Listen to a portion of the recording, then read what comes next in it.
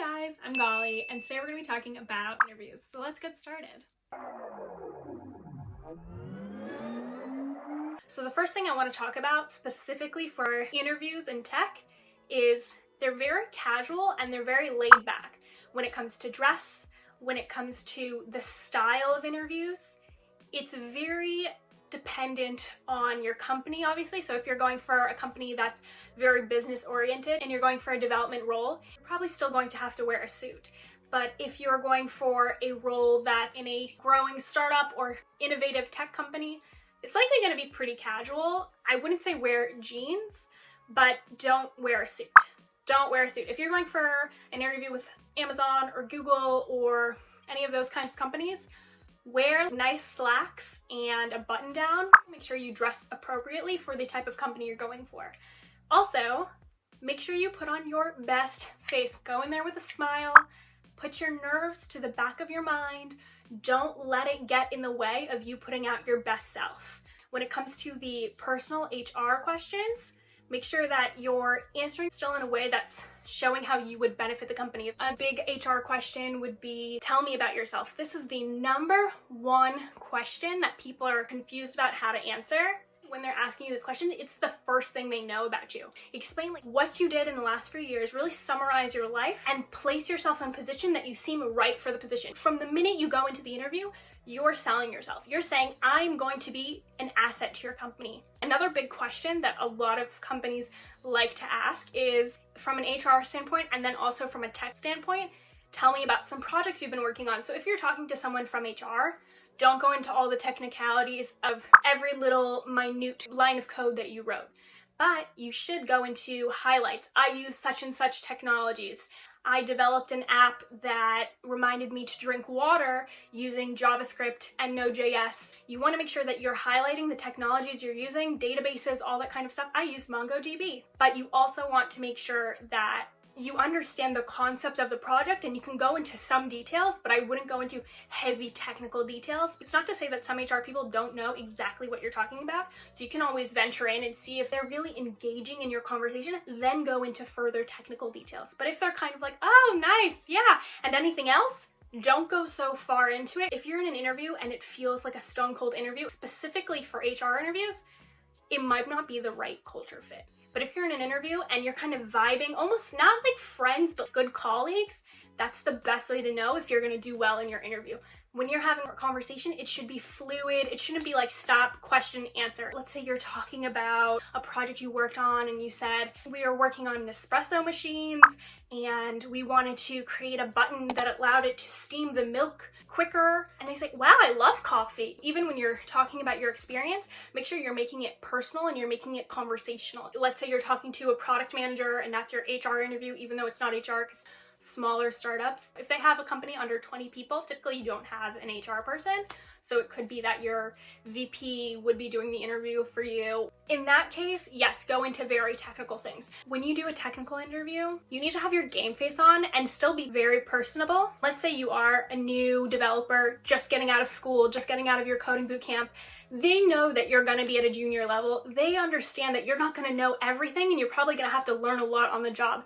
That's fine. No one is asking you to know everything. What they care about is that you can properly communicate to them your thought process and why you're doing what you're doing. Depending on the size of the company, you would have between 3 to 7 interviews, sometimes including a homework assignment, sometimes including multiple discussions with different developers within your companies. In my experience, there are 3 different kinds of technical interviews: whiteboard interviews, IDE interviews, which means you're using VS Code, if you're using WebStorm, if you're using PyCharm, that's an IDE.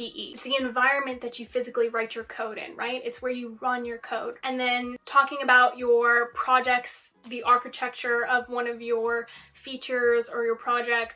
Whiteboard interviews can be some of the most intimidating interviews, specifically for new developers. When you're doing a whiteboard interview, it's not to put you on the spot and make you feel uncomfortable. Yes, you'll have those interviewers that are stone-faced. They look at you like this and they say, sort this string for duplicates and I want the full alphabet written out. And you just start writing and you don't say anything. That's the worst thing you could do.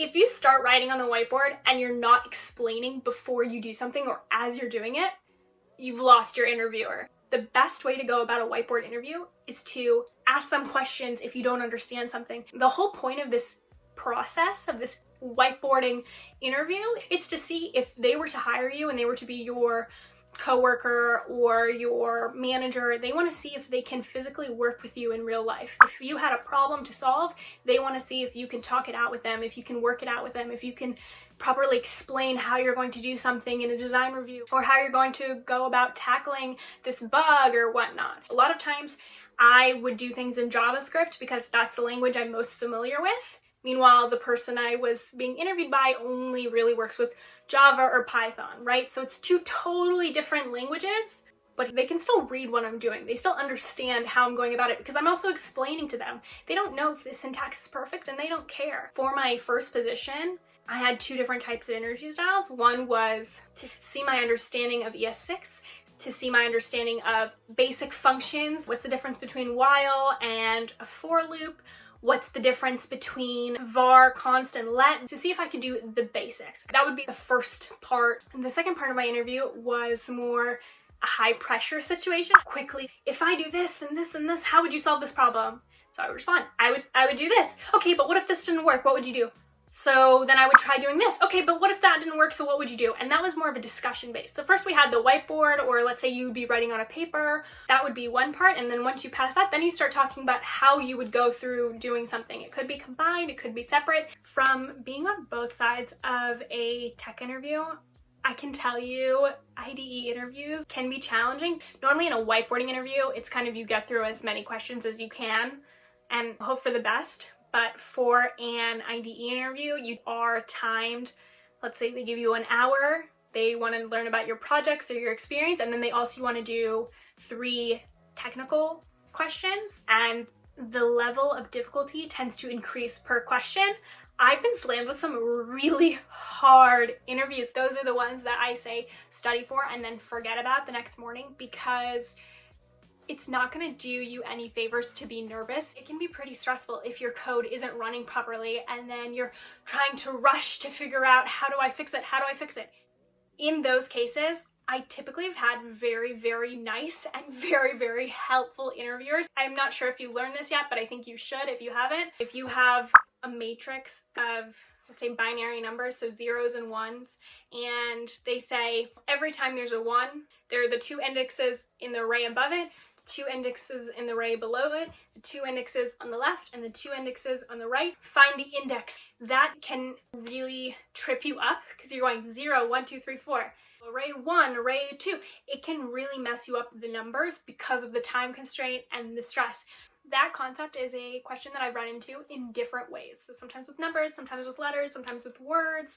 It's all similar in the sense of you're running through multiple arrays inside of a matrix, and you need to either pick out index numbers, you either need to create new arrays. There's a million things that can go wrong, so you want to have that concept like down pat. If you're working with an IDE, use your console logs. Use as many console logs as possible because there's no other way to debug it. You can't put a debugger. It's probably an online platform that has very simple functionality of just to be able to write code and then run it. That's it.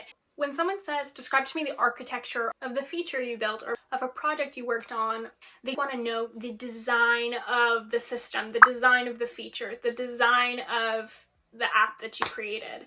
They want to understand how you built it, why you built it that way, things you saw that you could have improved, how to fix it in the future, how would you go about doing this again, would you do it in a different way or would you repeat your steps?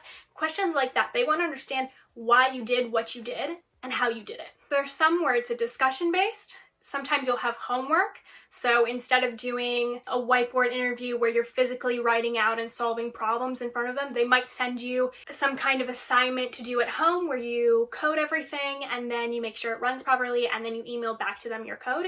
And then they check it over and decide if you move on to the next interview or they move you on automatically and have you go over it with one of your future colleagues. Let's say you don't have the experience, but you have the skills. If you just came out of a degree program, I'm sure you did projects for school. Let's say you did internships. Talk about your internships. Talk about what you learned, how quickly you can learn, what you did there. If you're coming out of a coding boot camp and let's say you don't have experience and you didn't do an internship, talk about the projects you worked on in your coding boot camp. Talk about how much you love pair programming or how you love doing code reviews. There's so many things that you could talk about, even if you don't have previous job experience or previous internship experience. So really don't get in your head about it. If you do have a complex product, pick a small feature that is relevant to the big picture, briefly go over the big picture, and then start drilling into the questions that I mentioned before. And then when you're done with that interview, always send a thank you note. Thank you notes are like number one within 24 hours. I appreciate that they send a thank you note, specifically when they write in the thank you note something that we spoke about, which is why I say to get more personal, because it reminds them, yeah, I love talking about the Yankees with you and can't wait to see what they do next season or something like that. Always puts you in a better light in their mind. It's like, personal note. I remember them. They stick out. Let's go through a few topics that might be maybe helpful for you or maybe you just need to brush up on. If you are front end, then I would suggest being as strong as you can be in CSS, in HTML, in JavaScript, or whatever language you're working in front end. For backend, I would really recommend that you focus on databases and how to query information. So MySQL, MongoDB, Redis. Make sure you understand caching, especially memory caching. Make sure you understand server errors, HTTP as in post, get, fetch. Whether you work with Node.js or Python or Java or C++, make sure you're really solid. If you're full stack, take all of this into account. Understand all of this. That's what I did, and I think that's what helped me the best. Personally, I worked in JavaScript and I've worked in Python and a little bit of Java. They may say in the interview, code in whatever language you want. It doesn't matter to us. When they do ask for specific technologies, and if you do a phone interview with HR or with the hiring manager of the position, they'll say a specific technology. How many years have you worked in it? Tell me a little bit about it. And even if you do work in React or AngularJS or Vue, and you're like, I do this every day, I don't need to study. You still need to study. There are so many interview questions out there and available to you to know, to understand how these different libraries and frameworks work. Learn beforehand.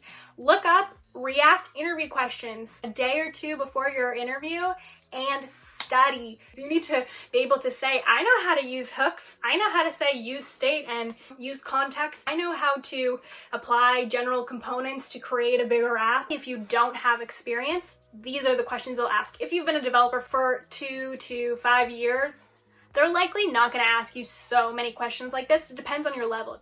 Also, you need to know space and time complexity. This is a question I've been asked in every single interview I've ever had. You need to make sure A, you know what they are, and B, how to apply them after you've solved a problem. So for time complexity, that's a function describing the amount of time it takes an algorithm to run. So if you're doing nested loops, if you're doing a sorting function, explain why you chose to do it that way and how it either was the most efficient way you could have done it or what could be a more efficient way of doing it in terms of time complexity.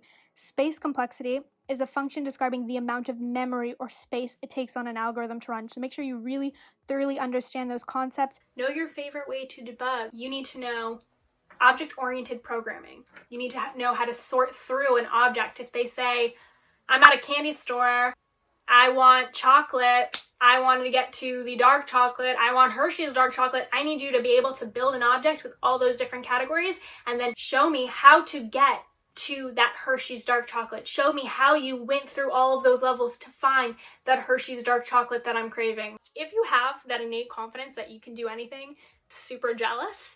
Most people are not like that. So if you're not like that and you think, wow, I suck at interviewing, do all the steps that I just told you. Follow all those resources. It will only help you. It will not harm you. Having more knowledge is power. So why not give it your all, try your best, and then once you do go in for that interview and you score those jobs and you have all those offers coming in, you're gonna be like, I'm so grateful that I properly prepared, and I'm so grateful that I didn't allow any room for insecurities, that I went into that room and I knew I'm good at this. And that goes with having confidence, being relaxed, being chilled, and being kind to yourself.